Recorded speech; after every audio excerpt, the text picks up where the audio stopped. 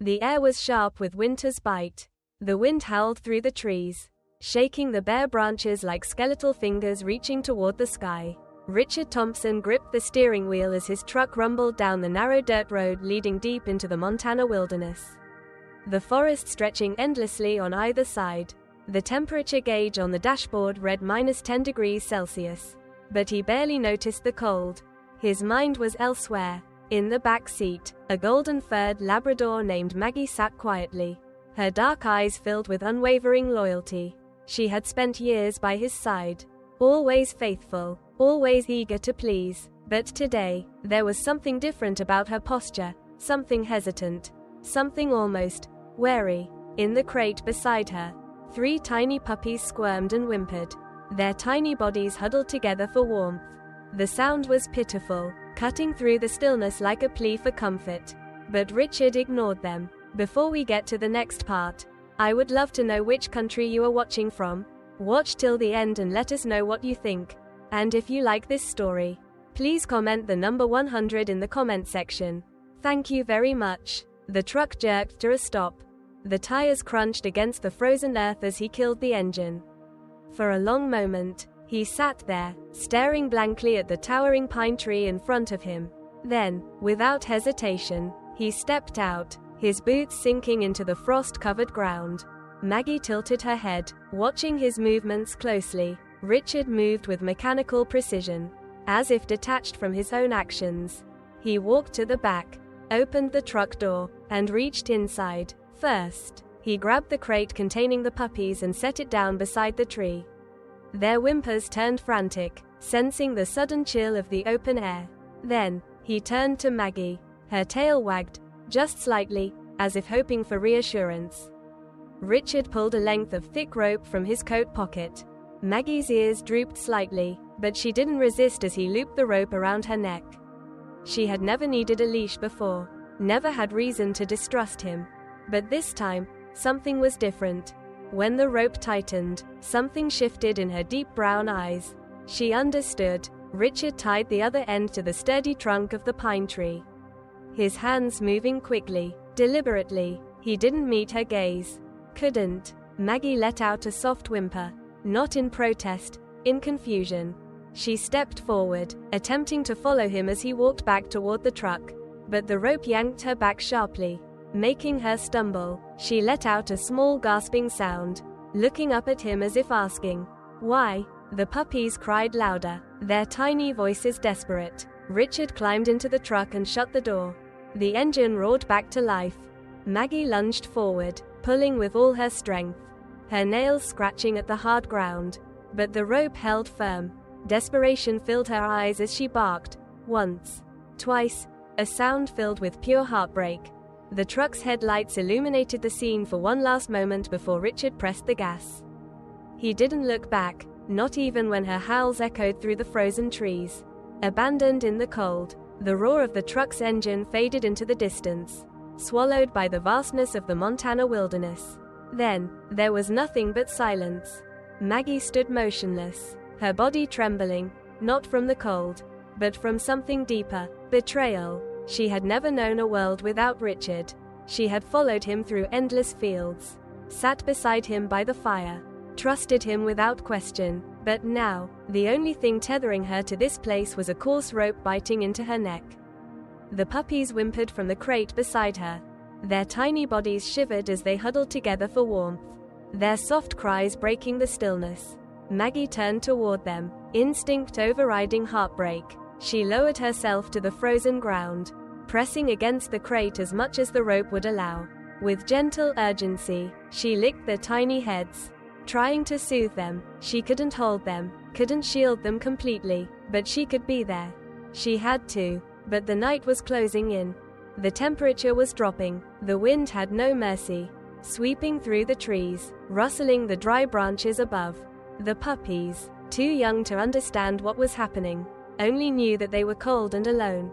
Maggie lifted her head, ears perked, listening. Would he come back? Would she hear the familiar sound of his truck returning? See the shape of his boots crunching toward her through the snow?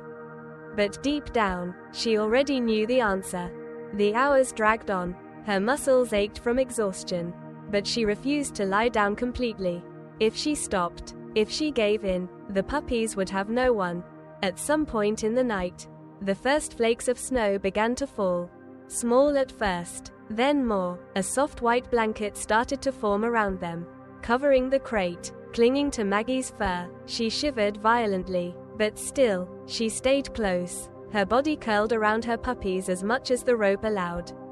The darkness deepened. Then, a sound. A low, distant rustling. Maggie's ears twitched. Her body tensed as she lifted her head, her breath coming out in clouds of white mist.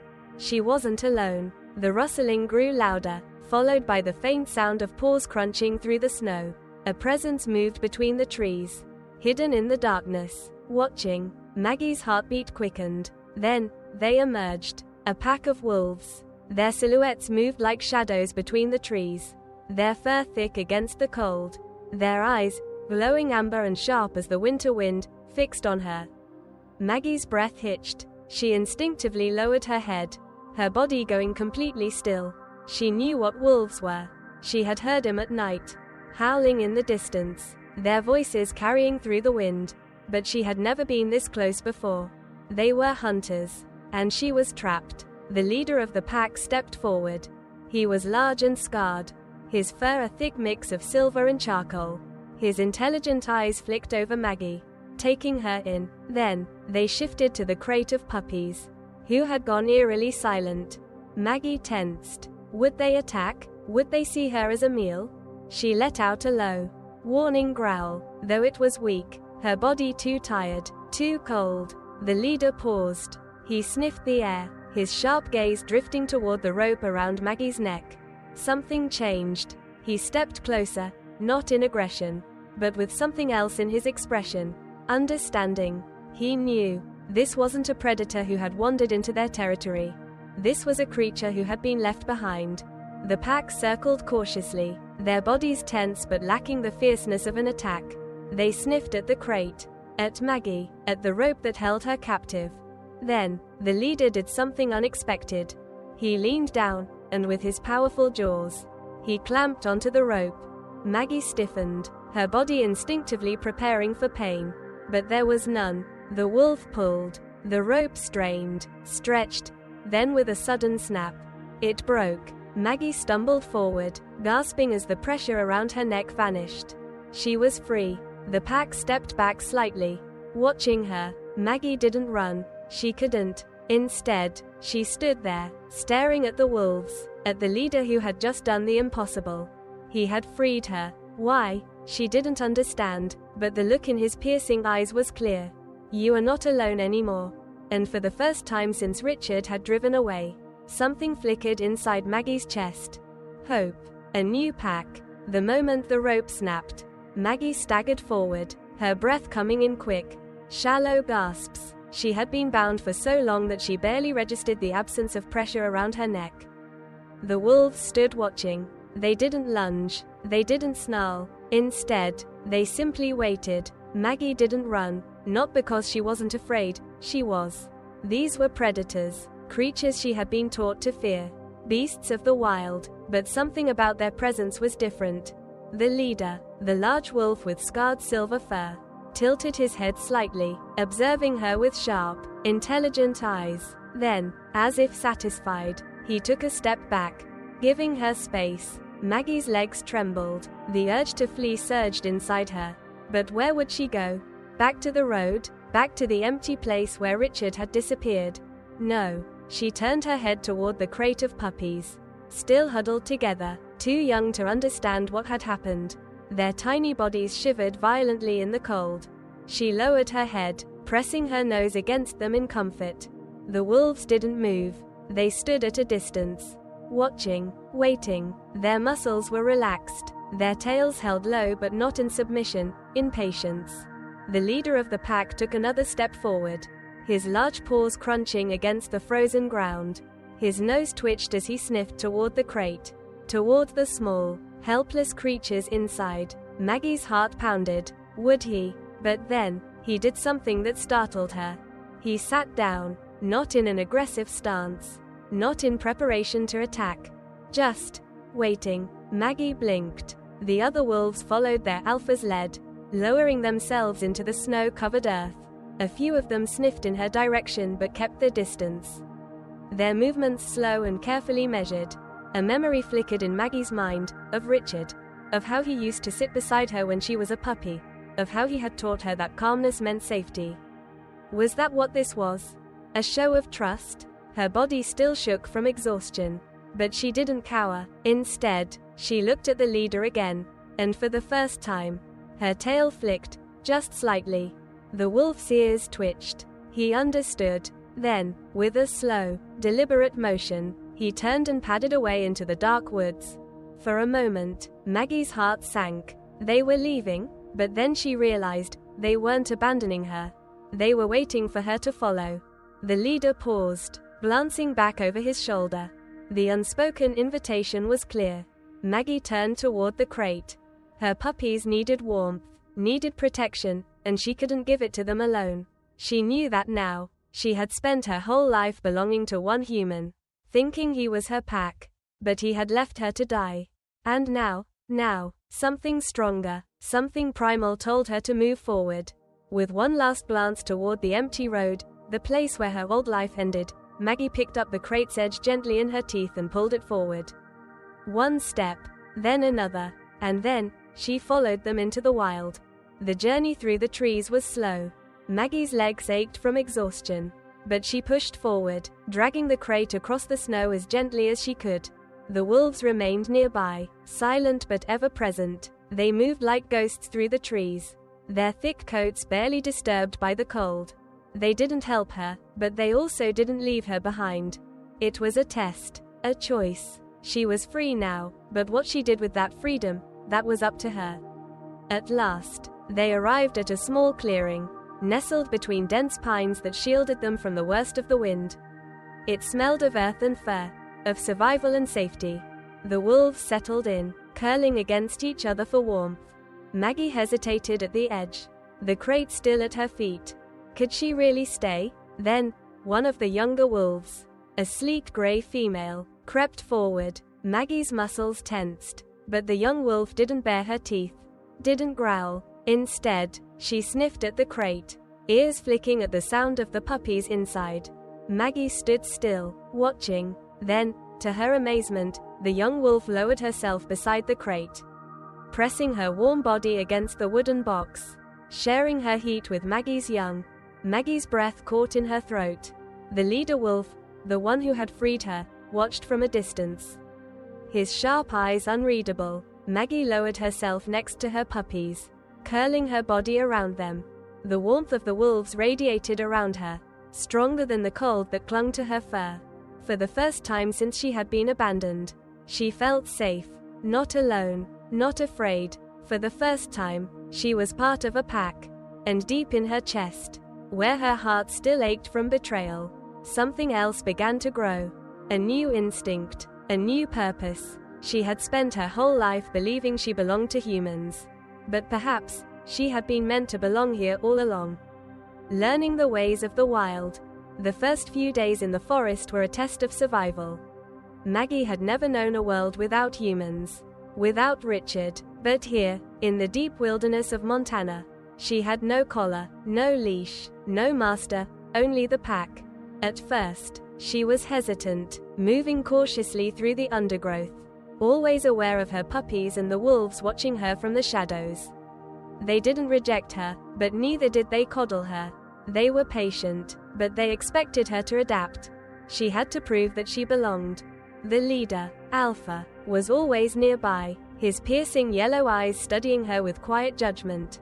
He never snarled at her, never bared his teeth, but he expected her to learn.